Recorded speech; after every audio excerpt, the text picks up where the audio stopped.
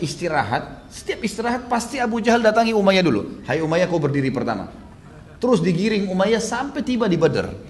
Tidak bisa pulang akhirnya, gitu kan? Baik, terjadi peperangan di Badar. Pada saat terjadi peperangan di Badar ini, semua tadi saya bilang pasukan Quraisy banyak yang terkalahkan, gitu kan? Ada yang lari ke Mekah. Umayyah ini termasuk yang nggak bisa lari karena kudanya lepas dan dia sangat gemuk.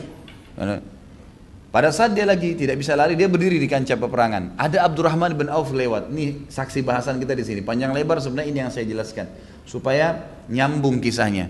Abdurrahman radhiyallahu anhu ini lagi ngumpulin pedang, perisai.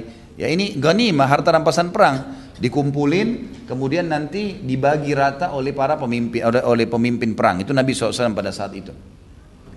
Maka si Umayyah lihat Abdurrahman lewat, dia panggil Abdu Amr. Abdu Amr namanya tuh di Mekah. Abdurrahman sengaja nggak mau balik, gitu kan? Abdu Ka'bah nggak mau balik, gitu kan? Dipanggil terus gitu, nggak mau. Terakhir akhirnya dilihat tidak mau balik karena Abdurrahman tahu itu sudah bukan namanya. Lalu kemudian dipanggil Abdullah, karena ditahu Abdullah. Orang-orang Mekah dulu tidak tahu Ar-Rahman ini namanya Allah, gitu kan? Mereka menganggap Ar-Rahman ini adalah gurunya Nabi SAW di negeri Syam yang belajar sihir, gitu. Jadi tidak tahu kalau itu namanya Allah. Mereka bilang begitu. Ringkas cerita, waktu dipanggil Abdullah, Abdurrahman balik mengatakan, kenapa Umayyah? Dia bilang, mau nggak kamu dapat harta rampasan perang lebih baik daripada pedang yang kamu kumpulin? Kata Abdurrahman, tentu saja. Dia bilang, tawan saya. Kau tahu kedudukan saya di Mekah. Kamu tawan saya, apa yang kau minta suku saya pasti kasih. Abdurrahman bilang, betul juga nih, gitu kan? Ini kepala suku. Dalam riwayat dikatakan betul nih. Maka Abdurrahman pun mengatakan, baiklah. Ditaruh semua pedang-pedang itu, dipegang tangannya Umayyah. Mau dibawa ke Nabi SAW. Mau mengatakan, ya Rasulullah ini Umayyah tawanan saya nih, gitu kan? Jadi nanti kalau tawanan dia pribadi, misal seseorang muslim mengalahkan orang kafir, jadi tawanannya, maka itu nanti tebusannya punya dia, gitu kan? Jadi haknya dia. Yang terjadi, dibawalah oleh Abdurrahman memegang tangan Umayyah menuju ke kemah Nabi SAW. Di tengah jalan ketemu sama Bilal. Bilal ini dulu yang disiksa oleh Umayyah. Maka Bilal bilang, Umayyah bin Khalaf, pimpinan orang kafir, kau yang hidup atau saya yang hidup? Gitu kan. Gak bisa, gitu kan. Maka Umayyah sempat takut, gitu kan. Maka Abdurrahman bilang, wahai Bilal, bertakwa sama Allah, ini tawanan saya, jangan diganggu, gitu kan. Jadi ini tawanan, artinya ini saya akan dapat banyak balasan dari situ, gitu kan. Kata Bilal, nggak bisa, harus dia mati atau saya mati. Bilal coba menyerang, Abdurrahman bela, nggak boleh, gitu kan. Maka Bilal bingung, ini kalau salah kena Abdurrahman nih bahaya. Ada lewat beberapa orang Ansar yang lagi ngumpulin juga pedang-pedang untuk dikumpulin nanti, 5-6 orang. Bilal teriak, wahai saudara-saudaraku Ansar, gitu. Datang mereka, gitu kan. Waktu mereka datang, tahu ingat tak kisah orang yang taruh batu panas di dada saya waktu di Mekah, gitu kan. Kata mereka, iya, ini nih orangnya nih. Ini dia nih, ini dia Umayyah yang taruh batu yang siksa saya. Bilal terus memotivasi mereka, sekarang kita bunuh nih, keroyokin. Abdurrahman bingung nih, hadapin bukan Bilal saja tapi 6 orang sekarang, gitu kan. Kata Abdurrahman, wahai Umayyah, baringlah, gitu kan. Umayyah baring, Abdurrahman tidur di atasnya. Nggak boleh ada yang sentuh nih. Ini tawanan saya, gitu. Bilal terus bilang, tusuk dia, ini musuh, ini orang kafir. Maka sahabat-sahabat tusuk-tusukin dari bawahnya. Ya. Abdurrahman sampai akhirnya Umayyah bin Khalaf mati, gitu kan. Jadi seperti berita dari Nabi SAW kalau muslimin akan membunuhnya. Itu tadinya tawanan, gitu kan, tadinya tawanan. Maka Abdurrahman mengatakan sambil tersenyum kepada Bilal, semoga Allah mengampunimu Bilal. Ini dulu saya bisa dapat gunung dari orang ini. Gitu. Tapi itu selingan kisah tambahan, kisah tentang Abdurrahman di perang Badar dengan Umayyah bin Khalaf. Dan ini memang pimpinan orang-orang kafir pada saat itu. Abdurrahman bin Auf punya kelebihan yang kelima, selain perannya dalam peperangan tadi. Beliau paling gemar bersedekah, dan ini yang paling menonjol, sedekah. Ada satu konsep begini teman-teman sekalian. Subhanallah, saya tidak tahu ya, saya pun pribadi butuh memperbaiki terus diri saya, dan saya ajak teman-teman untuk itu. Pangkal kaya itu adalah sedekah, bukan pangkal kaya itu nabung. Ini perlu diperbaikin nih, gitu kan? Karena ada prinsip kapitalis yang mengatakan ya, menabung pangkal kaya. Dan ini orang Islam banyak yang pakai nih konsepnya. Terus dapat gaji nabung, terus gini. Dan orang kalau sudah menabung, mudah nggak untuk ngeluarin? Hah? Susah. Karena dia targetnya menabung. Dari 1 juta kapan 10 juta, 10 juta kapan 100 juta, kapan 1 miliar. 1 miliar manusia nggak bisa kenyang, nggak bisa puas.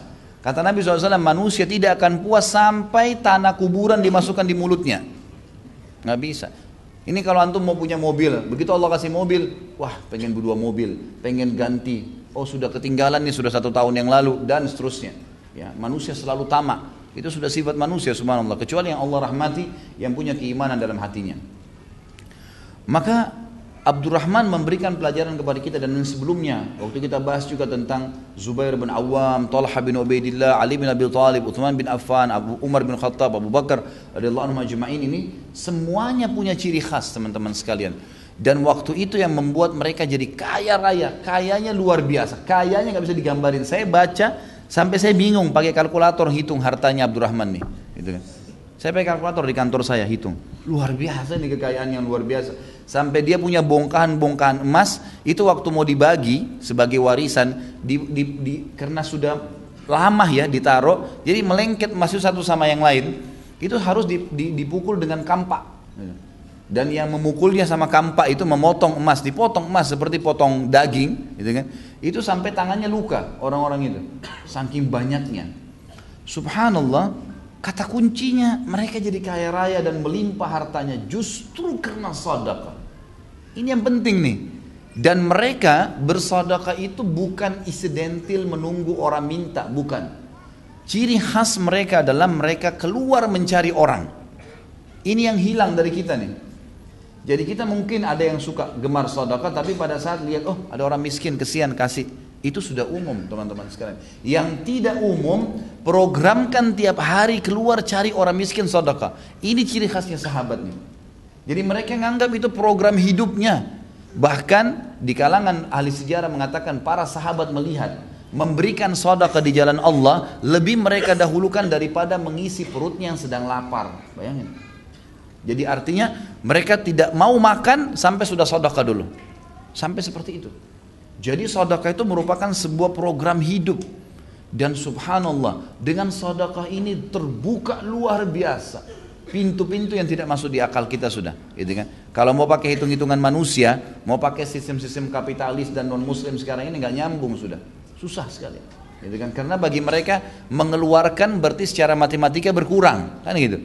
Kalau kita tidak, Nabi SAW mengatakan dalam hadis sahih riwayat Imam Ahmad, demi zat yang ubun-ubunku dalam genggamannya tidak ada harta yang berkurang karena sedekah, nggak ada.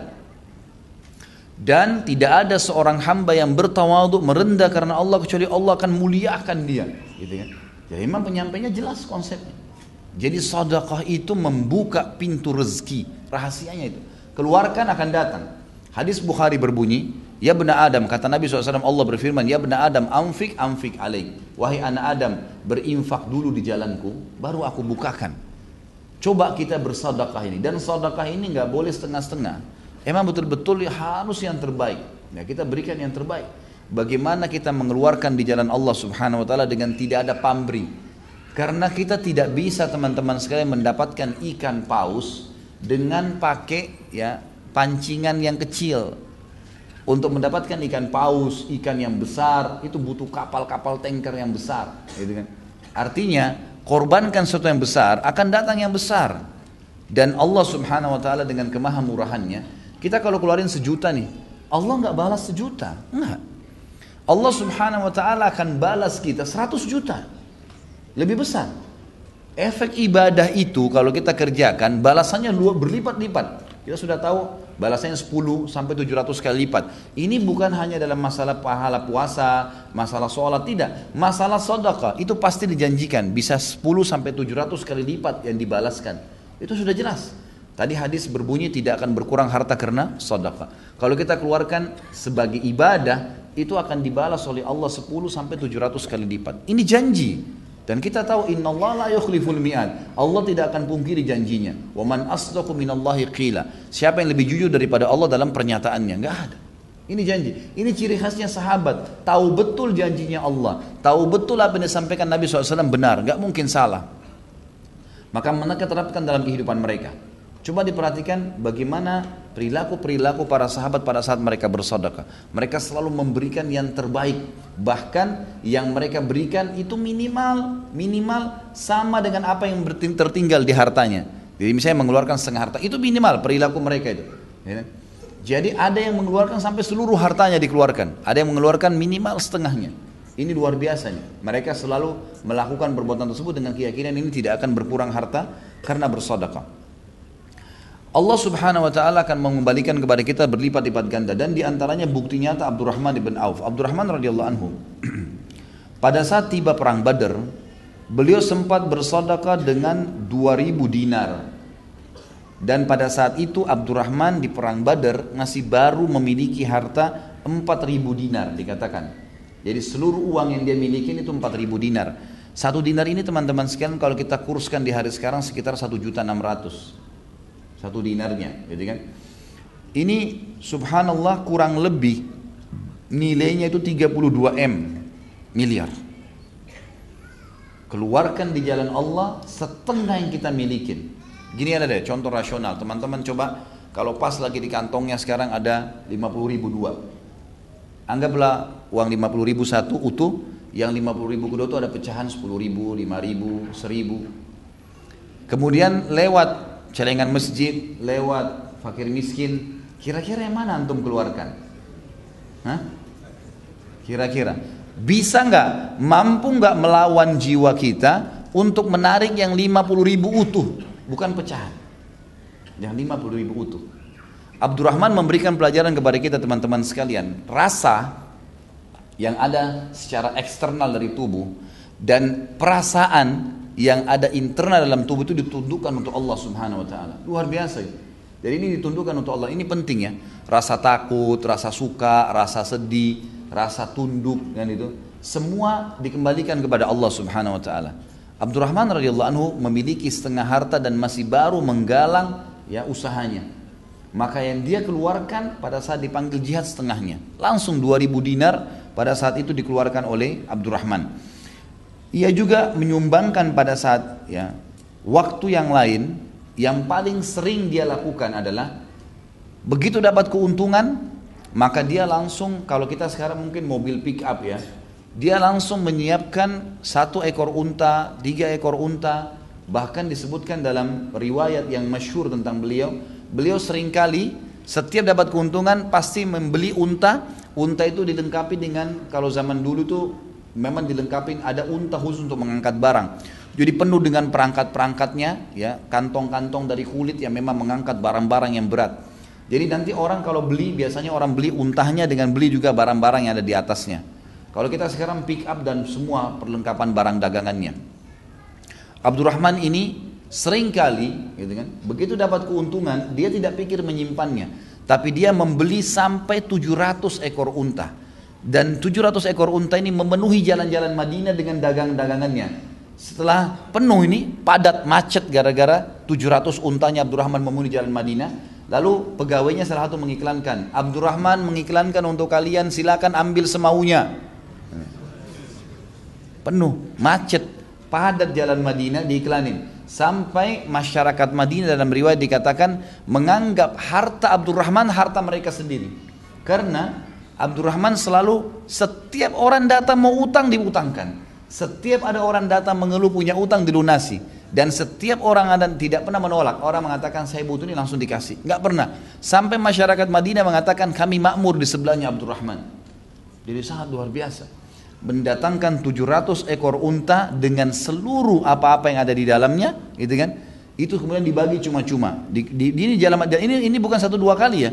Ini terus menerus. Pokoknya setiap ada duit langsung pembagian cuma-cuma. Saya melihat ini ada di Saudi ya. Kalau di Indonesia saya belum lihat. Subhanallah, ada teman saya di Jeddah cerita. Kebetulan saya waktu itu jalan dari Mekah ke Jeddah.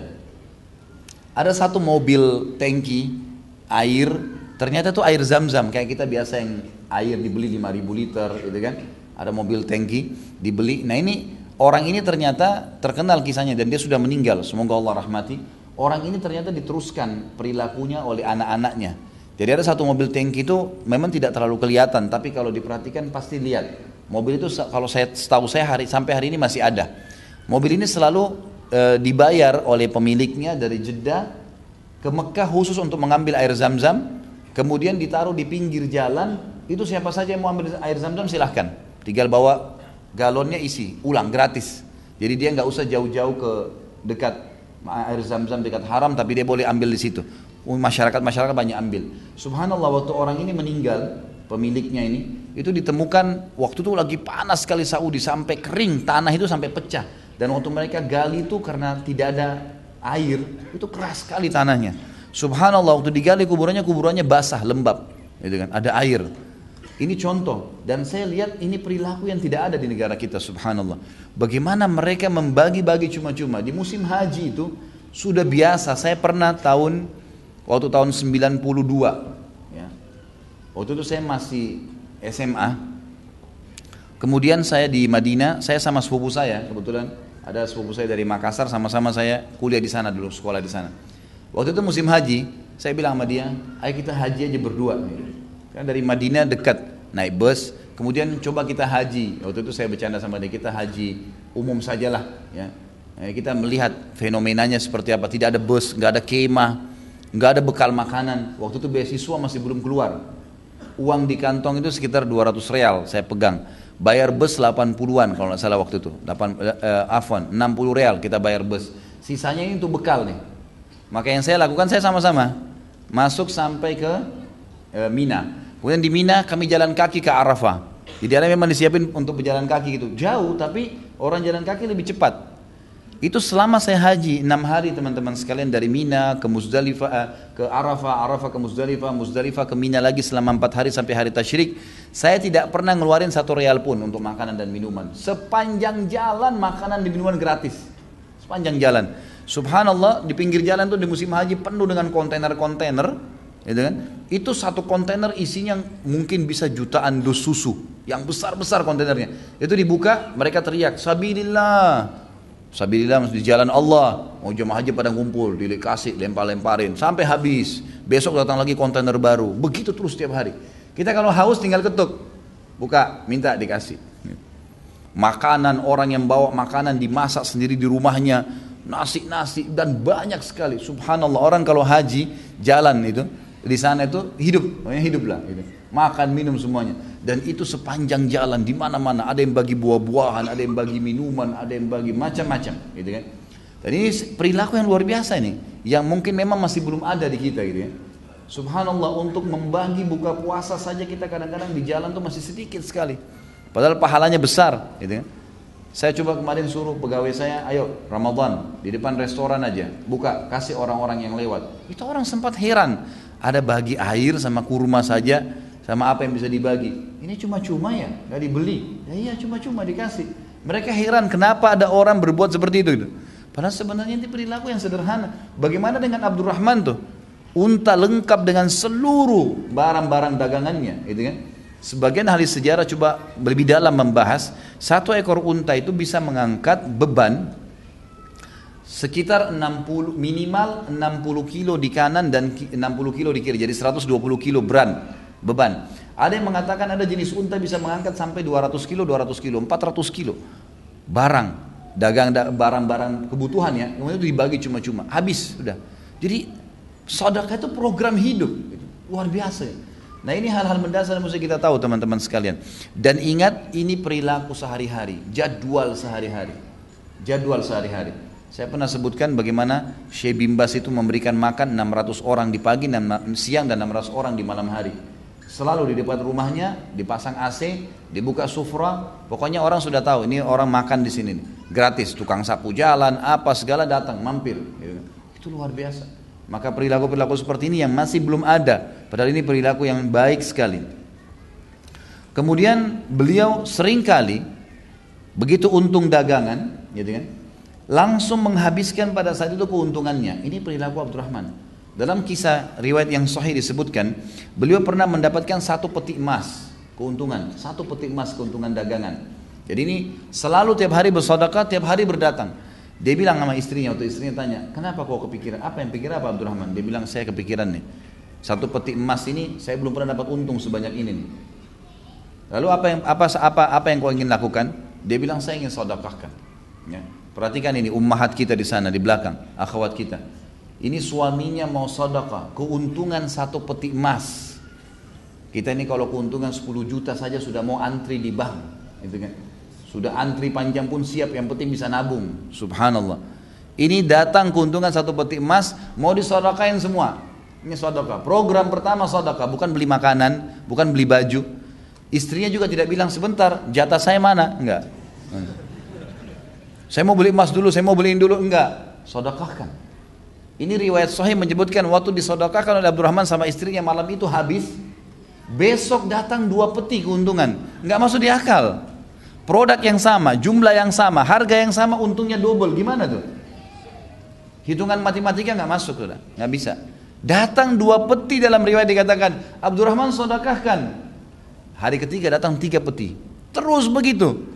Terus makin banyak sedekahkan, makin banyak datang. Dalam Islam sedekah sama dengan kaya, itu kata kuncinya. Ya. Jadi jangan malah terbalik.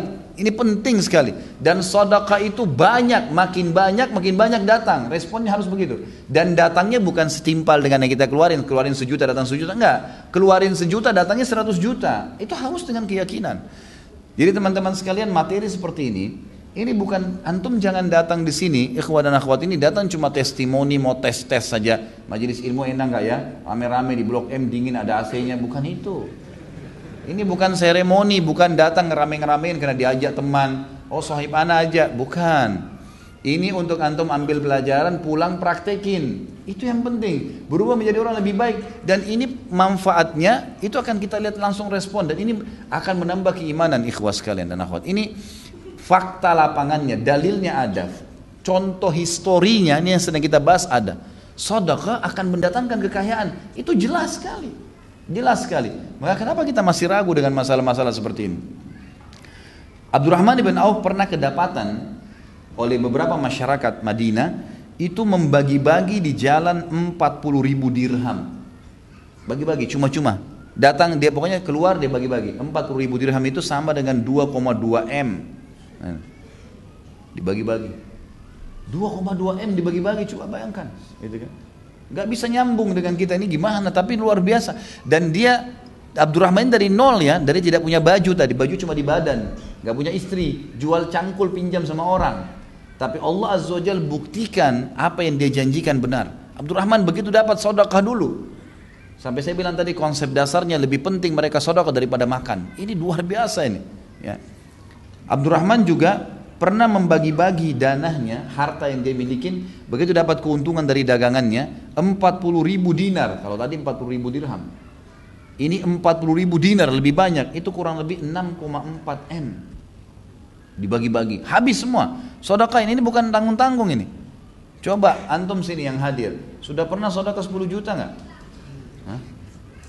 Nggak usah bicara 1 M, gitu kan. 10 juta yang kita anggap masih besar sekarang, pernah keluarin 10 juta langsung kasih ke orang dengan keyakinan Allah akan balas. Ini yang kita titik beratkan, gitu kan? Jadi perhatikan baik-baik bagaimana dilakukan oleh Abdurrahman ini. Imam Az-Zahabi rahimahullah berkata, Abdurrahman ibn Auf adalah orang kaya yang selalu bersyukur, dan syukurnya adalah dengan mengeluarkan sedekah selalu. Sementara Uwais Al-Qarni adalah orang yang miskin dan sabar. Ini ada bahasan sendiri dan di tabi'in tentunya. Kemudian sedangkan Abu Dzar dan Abu Ubaidah adalah ahli zuhud, orang yang terkenal mendahulukan akhirat. Tapi saksi bahasan Abdurrahman dipuji oleh Imam Az-Zahabi bahwasanya terkenal dari kisahnya dia adalah orang kaya yang bersyukur.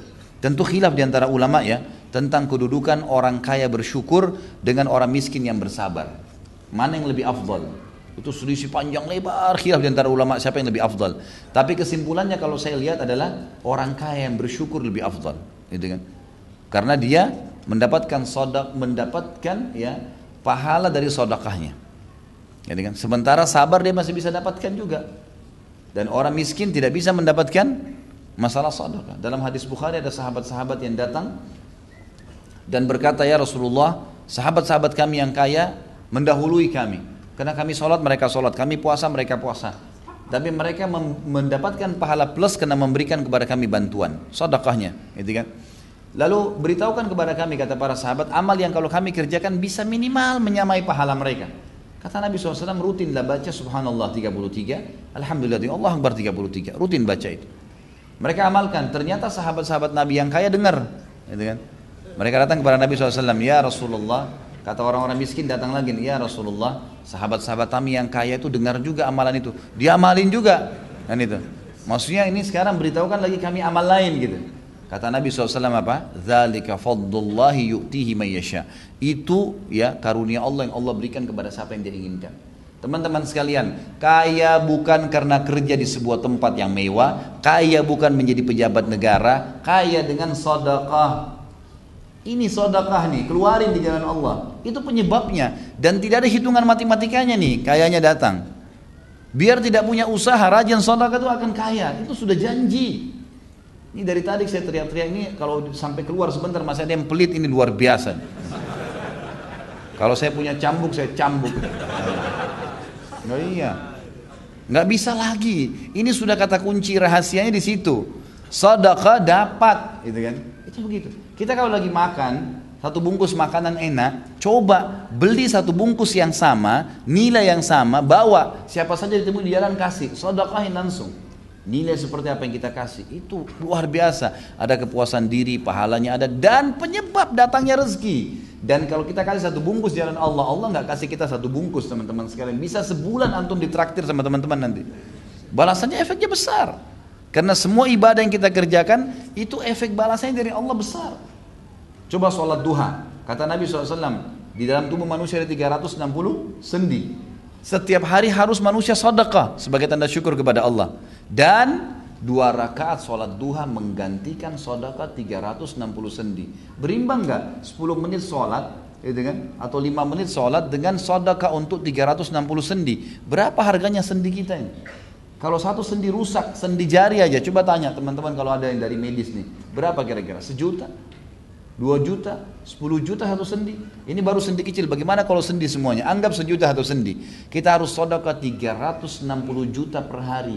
Tapi Allah ganti dengan 2 rakaat sholat duha. Nggak berimbang. Kalau sama Allah nggak ada hitung-hitungannya teman-teman sekalian.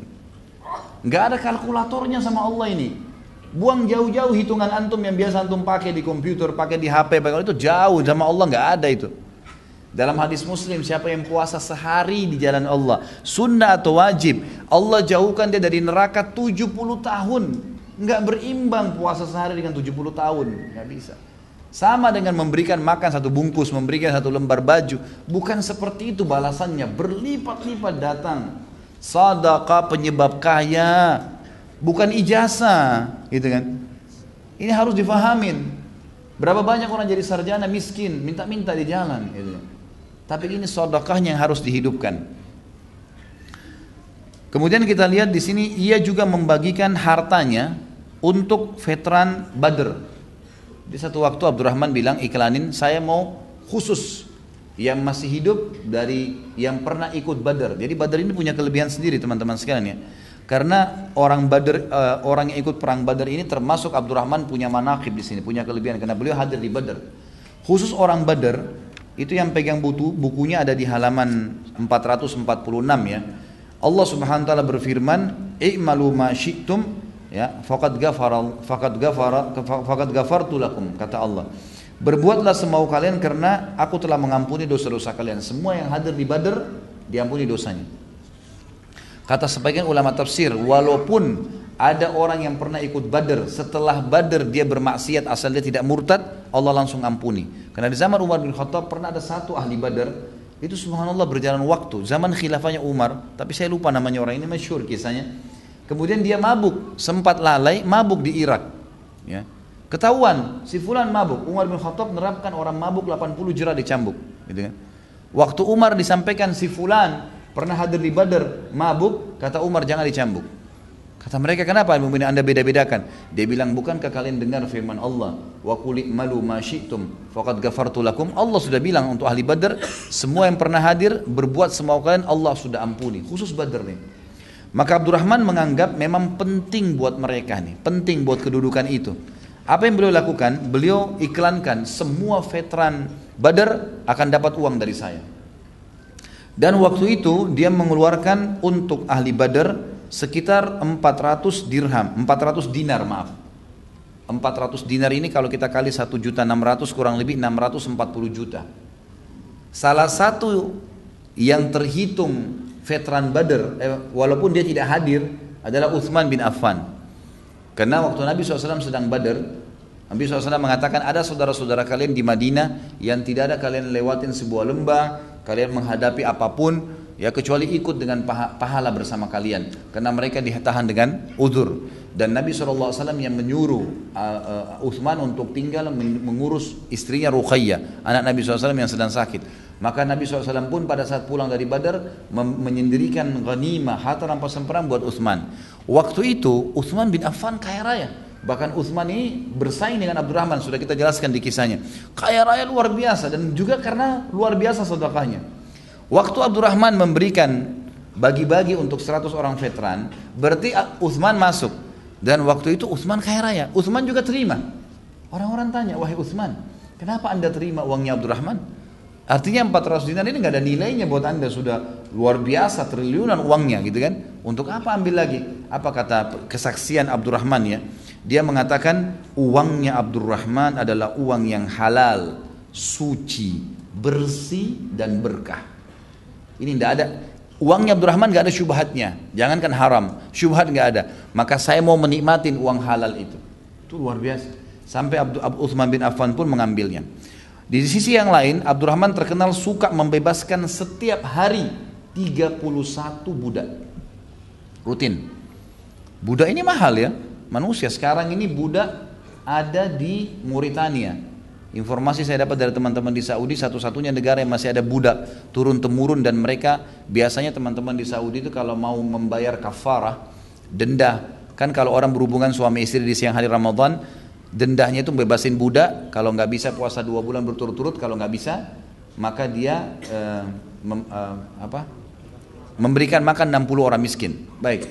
Di sini bebasin budak itu ada sebagian LSM di Saudi yang mengeluarkan uang, dan saya dapat informasinya itu 10.000 real. Kalau kita sekitar mungkin 35 juta sekarang ya. Itu dibayar nanti dibebasin budak, dan orang-orang Mauritania itu biasa kalau datang haji mereka didampingi dengan budak-budaknya. Ada banyak turun temurun dari zaman dulu ini, gitu kan? Yang belum dibebasin maka mereka tetap dalam keterbudakan. Itu dibebasin 10.000 real. Jadi kalau kita hitung 35 juta ini tiap hari dia keluarkan kali 31. Itu 1 miliar lebih gitu. Uang yang dikeluarkan gitu. Banyak sekali ya, uang yang dikeluarkan sama dia untuk bebasin budak. Kemudian juga ia pernah mengeluarkan waktu dipanggil untuk perang. Setiap peperangan pasti sumbangannya Abdurrahman ini besar sekali. Dan dia sampai mengeluarkan pada saat Nabi SAW memanggil perang Tabuk, beliau mengeluarkan 20 uqiyah emas. Dan juga beliau mengeluarkan bersama dengan 20 uqiyah emas itu 40 dinar. 40.000 dinar, maaf. Kemudian dia juga mengeluarkan 500 ekor kuda dan 1.500 ekor unta. Sampai waktu Abdurrahman bawa semua itu ke masjid, bayangkan 1.500 ekor unta ya, satu unta ini mahal sekali harganya. 1.500 ekor unta dibawa ya. Kemudian 500 ekor kuda, kemudian membawa 20 uqiyah emas. Ini uqiyah ini berat sekali sudah nilainya, ini sudah puluhan miliar. 20 uqiyah 20 uqiyah emas, kemudian dibawa juga uang sama dia 40.000 dinar. Waktu dibawa ke masjid, gitu kan? Maka Umar bin Khattab sempat membawa waktu itu setengah hartanya, yang Abu Bakar membawa seluruh harta yang dia miliki pada saat itu, gitu kan? Maka yang dibawa oleh Abdurrahman lebih banyak daripada yang dibawa oleh Abu Bakar, padahal Abu Bakar ini membawa seluruh hartanya. Yang dia bawa sekarang ini, jumlah yang tadi saya sebutkan itu lebih banyak dari apa yang dibawa oleh Abu Bakar seluruh hartanya ke Nabi SAW. Dibawa banyak, 1.500 ekor unta penuh sekitar masjid dengan 500 kuda. Sampai Umar bisikin Nabi SAW, ya Rasulullah, kayaknya Abdurrahman ini sudah nggak tinggalin apa-apa buat keluarganya. Ditanya oleh Nabi SAW, wahai Abdurrahman, apa yang kau tinggalkan buat keluargamu? Dia mengatakan, ya Rasulullah, jauh lebih baik daripada ini. Masih jauh lebih baik dari ini. Karena saya meninggalkan buat mereka persis seperti ini nilainya. Jadi hartanya dibagi dua. 1.500 unta itu berarti dia punya 3.000 unta. 500 kuda berarti dia punya 1.000 kuda, gitu kan? 40.000 dinar berarti dia punya 80.000 dinar. Itu semuanya. 20 uqiyah emas berarti dia punya 40 uqiyah emas. Itu semua dikeluarkan. Dan jadi lebih baik karena saya tinggalkan buat mereka berkahnya, gitu kan? Saya meninggalkan janji Allah pada mereka. Maka Nabi SAW mendoakan semenjak itu mengatakan, semoga Allah subhanahu wa ta'ala memberkahimu di hartamu. Abdurrahman juga adalah penaung ummahatil mu'minin. Jadi ummahatil mu'minin ini, istri-istri Nabi SAW ini, memang punya kedudukan sendiri, seperti ibu kita. Jadi tidak boleh dinikahi. Pernah ada sahabat yang mengatakan, nanti kalau Nabi SAW meninggal, niatnya baik awalnya. Kalau Nabi SAW meninggal, saya akan menikahi salah satu istri Nabi. Niatnya maksudnya supaya mungkin dia pikir seperti umumnya sahabat. Karena sahabat biasa ada yang mati syahid, dinikahi oleh sahabat yang lain istrinya. Karena ini istri Nabi mungkin punya berkah plus gitu ya. Maka yang terjadi, turun ayat Al-Quran yang menegur bahwasanya tidak boleh karena ummahatil mu'minin itu, istri Nabi adalah ummahatil mu'minin. Itu adalah ibu kita, hukumnya seperti ibu. Jadi Aisyah pun waktu Nabi SAW meninggal, itu masih banyak sahabat, Aisyah masih muda, ya, masih di bawah 30 tahun, dan masih banyak sahabat yang berminat untuk menikahi. Sedangkan yang sudah tua saja nikah, apalagi ini. Lalu turun ayat Al-Quran mengingatkan masalah itu. Tidak boleh menikah dengan ummahatil mu'minin. Dan Nabi SAW menyebutkan secara khusus untuk orang yang memang mengurus istri-istri Nabi ini. Beliau mengatakan, khairukum li ahli min ba'di. Dan ini hadis disebutkan ya oleh Imam Tirmidzi dan juga disahihkan oleh beliau. Yang berarti sebaik-baik kalian adalah orang yang paling baik terhadap istri-istriku setelah aku meninggal. Ya, dan ini hadis sahih. Dan ini artinya siapa yang mengurus mereka, menaungi mereka. Lalu pada saat itu, waktu Abdurrahman mendengar pernyataan Nabi SAW tadi, Abdurrahman lalu menjual kebunnya. Waktu Nabi masih hidup nih. Kalau nanti sudah meninggal, maka kalau saya sudah meninggal, yang mengurus kalian orang yang paling baik. Sebelum Nabi SAW meninggal, Abdurrahman langsung pada saat mendengar hadis ini, menjual sebuah kebun yang sangat luas. Dan hasil kebun itu adalah 400.000 ya, dinar. Ya, ini 400.000 dinar ini besar sekali. Saya lihat dulu di sini, kalau kurang lebih hitungannya itu, yang saya tulis 400.000 dinar itu sekitar 640 miliar rupiah. Kebun itu dijual harganya karena luasnya gitu kan. Lalu dia bagi semuanya ke ummahatil mu'minin, khusus buat istri-istri Nabi saja gitu kan. Ini yang dilakukan. Dan Abdurrahman bin Auf setelah meninggalnya Nabi SAW terus menaungi ummahatil mu'minin ya. Dan selain ini istri-istri Nabi juga ada hadis Nabi yang berbunyi, siapa yang mengurus janda-janda gitu kan, dan anak-anak yatim, maka mereka sama dengan mujahid di jalan Allah. Maka Abdurrahman bin Auf menemani ummahatil mu'minin pada saat haji, kemudian memenuhi kebutuhan-kebutuhan rumah mereka. Pokoknya semua yang membutuhkan ummahatil mu'minin ini semua dipenuhi oleh Abdurrahman radhiyallahu anhum. Nabi SAW juga bersabda, sesungguhnya orang yang mengasihi kalian pada saat mengumpulkan istri-istrinya, orang yang sangat jujur dan dermawan, lasadiqul bar. Ini pujian dari Nabi SAW waktu Nabi masih hidup. Lalu Nabi bilang, menyebutkan setelah itu, ya Allah, berikanlah Abdurrahman bin Auf minuman dari mata air salsabil di surga. Hadis sahih riwayat Imam Ahmad.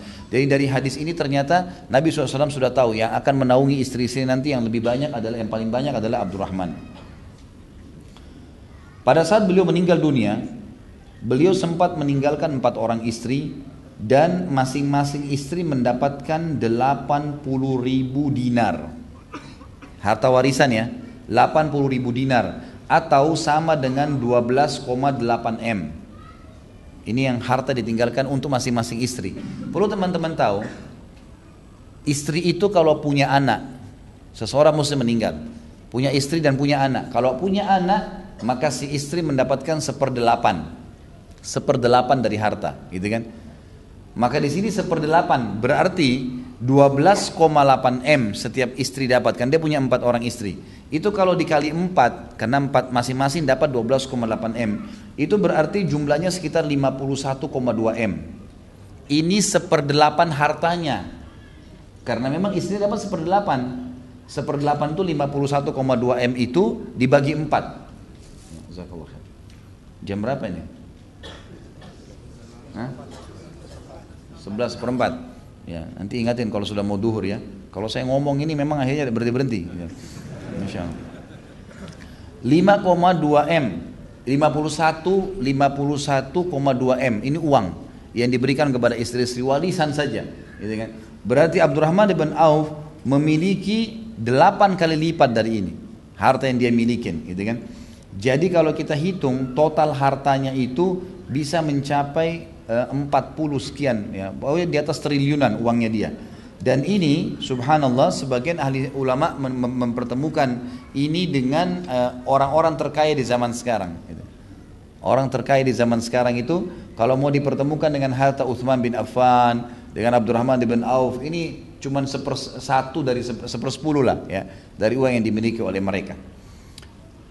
Abdurrahman bin Auf, kata penulis buku yang sedang kita bedah tentunya ini, sangat memahami firman Allah Subhanahu wa taala, dan ini perlu saya sebutkan karena memang ini dalil yang menguatkan apa yang sedang kita bahas. Firman Allah Subhanahu wa taala di dalam surah Al-Imran ayat 92. A'udzu billahi minasyaitonir rajim. Lan tanalul birra hatta tunfiqu mimma tuhibbun. Wa ma tunfiqu min syai'in fa innallaha bihi alim.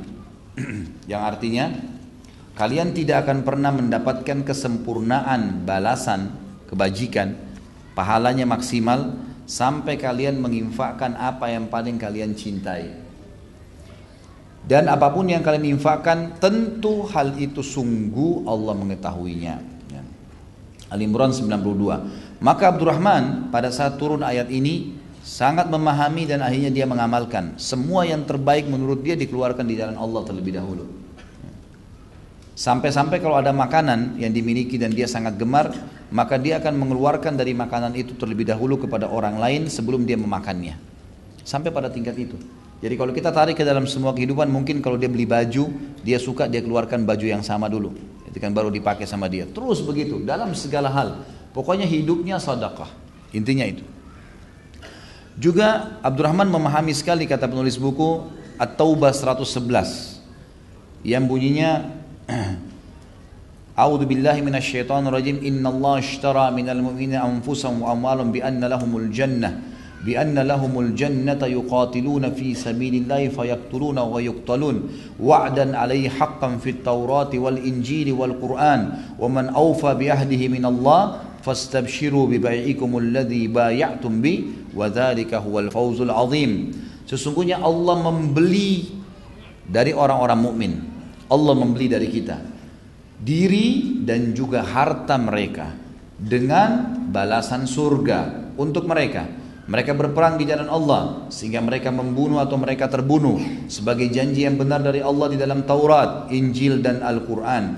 Dan siapakah yang lebih menepati janjinya selain Allah? Maka bergembiralah dengan jual beli yang telah kalian lakukan itu, dan itulah kemenangan yang agung. Jadi kalau kita sedang sedekah, makna ayat ini adalah kita sedang bertransaksi dengan Allah.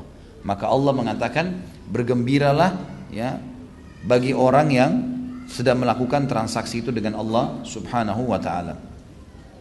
Ini kurang lebih gambaran tentang sedekah beliau. Tentu masih banyak yang lainnya, tapi mungkin ini keterbatasan saya dalam menangkap informasi. Yang jelas kita ambil pelajaran, sedekah sama dengan kaya, gitu kan? Jadi ini bahasan yang sangat luar biasa yang harus dipraktikkan. Selanjutnya kelebihan yang keenam, manaqib yang keenam, itu manaqib yang kelima tentang masalah sedekah. Manaqib yang keenam, beliau sempat menjadi kandidat khalifah 2 kali. Ya. Ini bukan cuma sekedar, ini bukan cuma kandidat lah sebenarnya. Memang dia sudah ditunjuk, jadi udah jadi khalifah sebenarnya, gitu kan. Tetapi dianya yang menolak, subhanallah, menolak menjadi khalifah. Dan itu disebutkan, yang pertama adalah riwayat pada saat Umar bin Khattab menunjuk 6 orang sahabat, dan ini sudah kita jelaskan di kisah Umar bin Khattab, menunjuk 6 orang sahabat yang masih hidup pada saat itu untuk, ya, membentuk tim memilih khalifah pada saat Umar bin Khattab meninggal. Ada Uthman, Ali, Talha, Zubair, ya, kemudian Sa'id bin Zaid, dan juga masuk situ Abdurrahman bin Auf. Maka pada saat itu Umar bin Khattab mengatakan, wahai Abdurrahman, kau pemimpinnya. Artinya kau pemimpin dari 6 orang. Ini ruangan, masuk. Ada ruangan di rumahnya Umar bin Khattab. Jangan keluar kecuali sudah ada 1 orang jadi khalifah pengganti saya. Kalau kalian keluar tidak tunjuk, semua saya penggal lehernya. Di Umar itu tuh luar biasa, sangat tegas, nggak mau karena dia sudah tahu dia akan meninggal.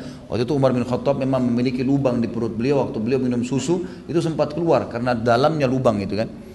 Maka beliau menunjuk seperti itu. Dan kata para ahli sejarah, sebenarnya waktu Umar mengatakan dan kau wahai Abdurrahman pemimpinnya, itu isyarat dari Umar pilih dia sebagai khalifah. Tapi ternyata di dalam begitu masuk, apa kata Abdurrahman? Duduk, buka majelis, saya telah ditunjuk oleh Amirul Mukminin sebagai pemimpin kalian dalam majelis ini, dan saya sudah mengundurkan diri, saya nggak mau ikut. Jangan tunjuk saya pokoknya, kalian berlima saja. Langsung nolak duluan.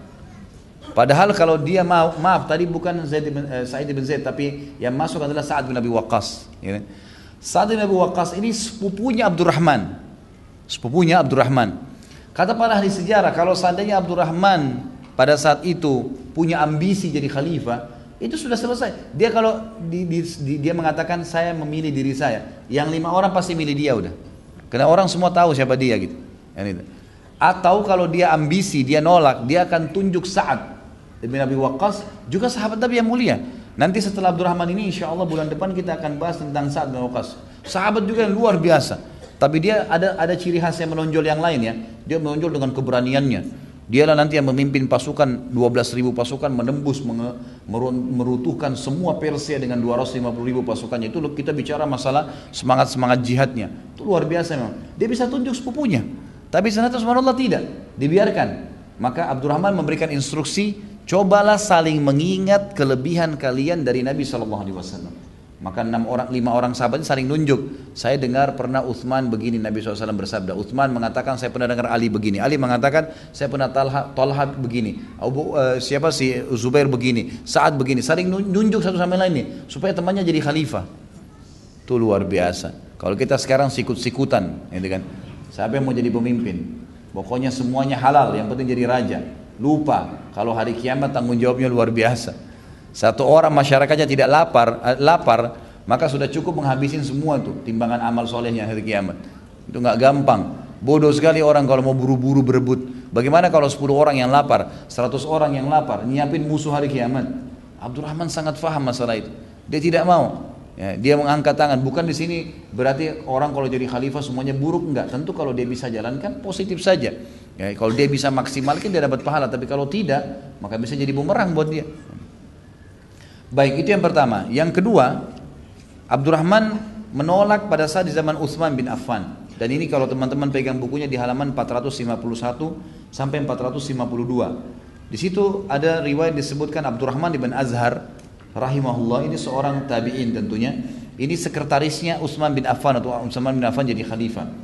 Bahwa Utsman mengeluhkan mimisan di akhir hidupnya, sempat keluar darah dari hidungnya dan beliau khawatir meninggal. Maka dia pun memanggil Humran. Utsman berkata kepadanya, tulislah surat untuk Abdurrahman sebagai penerusku sesudahku. Langsung ditunjuk. Dan pada saat itu kalau khalifah nunjuk nggak ada yang bisa nolak. Udah. Abu Bakar tunjuk Umar, langsung dipilih oleh kaum muslimin. Karena khalifah ini dianggap orang-orang yang baik semuanya. Maka dia bilang, tulis surat, Abdurrahman jadi pengganti saya. Maka Humran menulis surat lalu pergi menemui Abdurrahman. Humran berkata kepada Abdurrahman, bergembiralah. Abdurrahman bertanya, apa itu? Humran bilang, sesungguhnya Utsman bin Affan telah menetapkanmu sebagai penggantinya setelah dia. Kamu pasti jadi khalifah udah ditulis suratnya. Lalu Abdurrahman berdiri menghadap kiblat di masjid Nabi, di antara rumah dengan kiblat dengan mimbar Nabi. Jadi masjid Nabi SAW yang sekarang orang bilang dengan Raudhah. Lalu dia berkata, ya Allah, jika karena penunjukan Utsman kepadaku untuk memegang perkara ini, kalau memang betul aku akan jadi khalifah, maka matikanlah aku sebelum waktunya. Gak mau jadi khalifah. Setelah itu bertahan 6 bulan saja, Utsman masih hidup, Utsman belum meninggal, maka Abdurrahman pun meninggal dunia. Nggak jadi. Jadi beliau meninggal tahun 32 Hijriah, gitu kan? Utsman bin Affan meninggal tahun 37 Hijriah. Jadi pada saat ini sudah masih jauh ini, masih 4-5 tahun sebelum Utsman meninggal sudah mau ditunjuk dia. Dia sudah minta agar Allah matikan. Subhanallah, dia menolak. Kata Imam Az-Zahabi, termasuk perbuatan terbaik Abdurrahman ialah ia menarik diri dari perkara khilafah pada saat musyawarah di zaman Umar bin Khattab. Abdurrahman memilih untuk umat siapa yang disepakati oleh ahlul halli wal aqd. Ini maksudnya kelompok ya, yang tadi untuk tim untuk bermusyawarah itu dikenal dengan ahlul halli wal aqd. Di sini Abdurrahman berupaya dengan sangat baik guna menyatukan umat kepada Utsman. Seandainya Abdurrahman berambisi dalam hal ini, niscaya dia memilih untuk dirinya sendiri atau dia akan memberikan kepada sepupunya dan orang yang paling dekat dengannya, itu Sa'ad bin Abi Waqqas. Jadi ini sebuah kelebihan yang luar biasa. Baik. Yang ketujuh, beliau sangat tawadhu. Tawadhu berarti merendah, ya. Jadi di sini kita perlu ketahui juga ya, dalam Islam beda sekali dengan konsep ya orang-orang non-muslim. Bukan orang jalan mengangkat, membusungkan dadanya, membunyikan suara sepatunya, gitu kan, menunjukkan kehebatan jam tangannya, merek celananya, itu dianggap hebat dalam Islam. Itu terhina. Karena kata Nabi SAW, siapa yang dalam hatinya ada seperti biji sawi dari kesombongan, tidak akan cium bau surga. Bukan masuk, cium aja enggak. Sebaliknya, siapa yang bertawadhu justru merendah karena Allah, jalan biasa sajalah. Bukan juga terlalu bungkukkan badan, tidak. Jalan biasa saja. Tidak ada kesombongan di situ. Kecuali Allah akan tinggikan kedudukannya. Jelas. Dalam hadis ini dikatakan siapa yang tawadhu sekali untuk Allah, Allah tinggikan derajatnya di surga. Terus sampai dia akan dicatat sebagai orang yang menghuni surga yang tertinggi Firdaus. Abdurrahman bin Auf ini memiliki sifat tawadhu yang sudah masyhur. Beliau memiliki ribuan budak, ribuan pegawai, dan ada ribuan pegawai, ada ribuan budak. Budak ini selalu dibeli sama Abdurrahman, beli 1000 budak, 2000 budak, kemudian tiap hari dibebasin, tiap hari dibebasin. Jadi amal soleh buat dia, dibebasin terus gitu. Dia kalau lagi jalan sama budak-budaknya, lagi jalan di Madinah, kata para sahabat, kami tidak bisa bedakan Abdurrahman dengan budak-budaknya. Bajunya sama, jalan sama-sama dengan mereka, gitu kan. Subhanallah, kadang-kadang orang baru jadi direktur perusahaan, itu pun bukan perusahaannya dia, sudah luar biasa. Nggak boleh jalan dia, kalau belum nggak boleh pegawainya jalan di situ, gitu kan. Parkir mobilnya harus khusus. Mohon maaf, saya sekalian ingatkan, ini subhanallah banyak sekali pemimpin kita sekarang. Semoga Allah berikan hidayah. Saya tidak singgung siapapun ya. Lagi macet, dia boleh jalan duluan. Bagaimana ini? Dari mana hukumnya gitu? Subhanallah, gitu kan? Bukankah sebenarnya pemimpin itu dalam agama dikatakan khadimul ummah? Mereka itu sebenarnya pembantu-pembantu umat, pembantu masyarakat. Mestinya mereka justru membuat itu hilang macetnya, gitu kan? Baru kemudian mereka jalan. Harusnya begitu. Ini enggak, malah dimarahin, malah ditegur, malah di ini. Ya, kadang-kadang ada mobil orang yang dipukul karena nggak mau pindah, agar dia lewat. Subhanallah. Ini bagaimana ini gitu? Ini hilang tawadhu'nya, bahkan bisa terbawa dalam unsur kesombongan, gitu kan? Berbahaya sekali. Abdurrahman terkenal dengan ciri ini juga. Kemudian kelebihan yang ke-8, Nabi SAW pernah sholat di belakang beliau. Dan ini terjadi pada saat perang Tabuk. Tentu Nabi SAW ya, sebagai Nabi itu selalu jadi imam. Selalu jadi imam, gitu kan? Dan tradisi di dalam kehidupan Nabi SAW, Abu Bakar, Umar, Uthman, Ali, Khulafaur Rasyidin ini, itu pemimpin pasti jadi imam 5 waktu sholat dan juga menjadi khatib Jumat. Selalu, gitu kan? Mestinya idealnya presiden kita ini itu menjadi imam di Istiqlal setiap 5 waktu sholat. Mestinya dalam Islam begitu. Subuh, duhur, asar, maghrib, isya. Gak bisa ngaji ya, jangan dipilih mestinya. Harus bisa ngaji, karena harus jadi imam. Contoh dari Nabi SAW itu selama hidup beliau jadi imam. Kemudian juga Abu Bakar begitu, Umar begitu, Uthman begitu, Ali begitu, Khulafaur Rasyidin. Dan Nabi mengatakan berpeganglah pada sunnahku dan sunnah Khulafaur Rasyidin setelahku. Saya ajak teman-teman nonton kriteria pemimpin. Ada ceramah saya di YouTube itu, 2 jam saya bicara masalah itu dan bagaimana ciri-ciri pemimpin dalam Islam. Tapi yang jelas, ya, pernah Nabi SAW di perang Tabuk di sholat subuh, ternyata beliau memperbaharui uduk beliau. Maka beliau pun keluar dari kemah cukup jauh, dan zaman dulu tuh orang tidak ada kamar mandi, WC di dalam rumah, apalagi dalam perjalanan di kemah ya.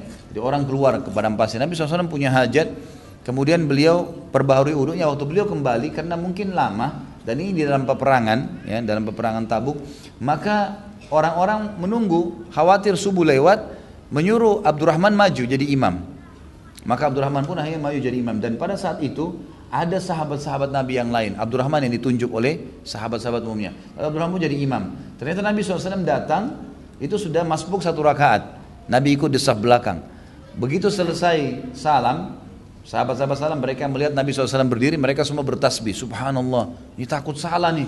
Gimana caranya Nabi yang tidak jadi imam, gitu kan? Begitu Nabi SAW salam, Nabi berdiri lalu Nabi mengatakan, ahsantum, benar yang kalian lakukan, udah benar. Tapi ini ulama memberikan sebuah kelebihan sendiri buat Abdurrahman, karena dia jadi imam. Jadi tidak ada orang yang sembarangan bisa jadi imam. Ya di belakang itu Nabi yang sholat, karena pasti Nabi yang jadi imam. Makanya dalam hadis tentang Imam Mahdi juga kan disebutkan itu kelebihannya, karena nanti Nabi Isa akan sholat jadi makmum di belakangnya. Kemudian yang kesembilan kelebihannya adalah beliau seorang faqih, beliau sangat faham tentang hukum-hukum agama, dan cukup banyak hadis-hadis yang disebutkan dari Abdurrahman. Di antaranya hadis yang masyhur tentang orang kalau lupa jumlah rakaat, gitu kan? Hadis ini kalau yang pegang bukunya ada di halaman 444, ya. Di halaman 444 itu ada disebutkan hadisnya. Saya sebutkan hadisnya di sini. Waktu itu Ibnu Abbas berkata, ia berkata kami duduk bersama Umar, lalu dia berkata kepadaku, Umar berkata kepada Ibnu Abbas radhiyallahu anhu ajma'in, apakah engkau mendengar sesuatu dari Rasulullah sallallahu alaihi wasallam di mana beliau memerintahkan seseorang muslim ketika dia lupa dalam sholatnya, apa yang harus dia lakukan? Aku menjawab, kata Ibnu Abbas, padahal Ibnu Abbas ini adalah seorang ulama dikenal dengan hibrul ummah, ya. Artinya memang ulamanya umat ini. Aku menjawab, tidak demi Allah. Apakah engkau wahai Amir Mu'minin juga tidak mendengar saudara Rasulullah dalam hal ini? Maka kata Umar, tidak demi Allah. Jadi ini zaman Umar bin Khattab, ya. Jadi dua sahabat ini dua-duanya belum tahu informasi tentang hadis orang yang kalau lalai sholat apa yang harus dia lakukan. Ibnu Abbas berkata radhiyallahu anhuma, ketika kami dalam keadaan demikian, bingung, ingin mencari tahu tentang hadis Nabi ini, datanglah Abdurrahman bin Auf dan bertanya, kalian sedang apa? Umar menjawab, aku bertanya kepadanya, ya. Lalu Umar menyampaikan, ya, maksudnya di sini Abdurrahman bertanya dan Umar akhirnya menjelaskan. Abdurrahman menjawab, aku mendengar Rasulullah SAW memerintahkan sesuatu dalam hal ini. Umar bertanya, engkau di sisi kami adalah orang yang adil, apa yang engkau dengar? Abdurrahman menjawab, aku mendengar beliau bersabda, idza saha ahadukum fi salatihi hatta la yadri azada am naqas fa in kana syakka fil wahida fathintaini falyaj'alha wahida wa idza syakka fi thintaini aw thalath falyaj'alha thintain wa idza syakka fi thalath wal arba'a falyaj'alha thalathan hatta yakuna al wahmu fi ziyada thumma yasjudu sajdatain wa huwa jalisun qabla an yusallima thumma yusallim. Jika salah seorang dari kalian lupa di dalam sholatnya sehingga dia tidak mengetahui apakah dia menambah atau kurang atau lebih nih rakaatnya. Jika dia ragu apakah dia berada di rakaat pertama atau rakaat kedua, maka hendaklah dia menjadikannya rakaat pertama. 2 atau 1 nih, kembali ke 1. Ambil yang jumlah lebih sedikit. Jika dia ragu apakah berada di rakaat kedua atau ketiga, maka dia memilih yang kedua atau rakaat kedua. Jika dia ragu apakah di rakaat ketiga atau rakaat keempat, maka dia memilih rakaat ketiga agar keraguannya ada pada tambahan. Kemudian sujud sahwi 2 kali dalam keadaan duduk sebelum salam, lalu dia salam. Imam Az-Zahabi berkata, sekalipun para sahabat Rasulullah SAW adalah orang-orang yang adil, tapi sebagian dari mereka lebih adil dan lebih akurat daripada yang lainnya. Dalam kasus ini Umar bin Khattab merasa mantap dan lebih merasa cocok secara berita dengan Abdurrahman, dan ini disebutkan dalam riwayat Imam Ahmad. Kemudian selanjutnya hadis tentang janganlah kalian mencaci maki sahabatku, hadis yang masyhur. Sebab disebutkannya hadis ini atau sababul wurud adalah diantaranya disebutkan di halaman 447, ya. Ini bagaimana Nabi pernah terjadi Khalid bin Walid radhiyallahu anhu, sahabat Nabi mulia, nanti ada bahasan juga tentang beliau. Pernah terjadi perselisihan pendapat dengan Abdurrahman. Pernah. Ini sebenarnya Khalid bin Walid tidak mencaci maki Abdurrahman, ya. Tapi terjadi perselisihan sehingga akhirnya orang berselisih satu sama lain, Khalid bin Walid sempat mengangkat suara depan Abdurrahman. Maka waktu Nabi SAW dengar, Nabi sebutkan di dalam hadis riwayat Bukhari, la tasubbu ahadan min ashabi fa inna ahadakum law anfaqa mithla uhudin dhahaban lam yudrik mudda ahadihim wala nasifa. Jangan mencaci maki salah seorang dari sahabatku. Seandainya salah seorang dari kalian berinfak emas seperti Uhud, niscaya ia tidak menandingi 1 mud, 1 genggam tangan, bahkan separuhnya dari sedekah mereka. Padahal kita lihat di sini Khalid bin Walid sahabat Nabi juga. Tapi Abdurrahman bin Auf dianggap sahabat Nabi yang awal, ya, yang awal. Maka kita lihat di sini Nabi SAW menyebutkan tentang persahabatan Abdurrahman, kesaksian Nabi. La tasubbu ashabi, bertanda kesaksian persahabatan.